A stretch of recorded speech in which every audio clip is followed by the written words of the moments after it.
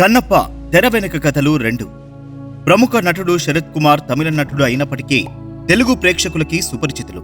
Doctor Mohan Babu, Rajinikanth కలిసి నటించిన Pedarayudu cinema original తమిళ వర్షన్లో hero Sarath కుమారే. అప్పటి నుంచి మోహన్ బాబు, శరత్ కుమార్ల మధ్య స్నేహబంధం కొనసాగుతోంది. కన్నప్ప సినిమాలో శరత్ కుమార్ కన్నప్ప తండ్రి నాథనాథుడి పాత్ర చేశారు. విష్ణు, శరత్ కుమార్ల నడుమ అత్యద్భుతమైన సీన్స్ ఉంటాయని, చాలా ఎమోషనల్ గా ఉంటాయని యూనిట్ వర్గాల ద్వారా తెలుస్తోంది.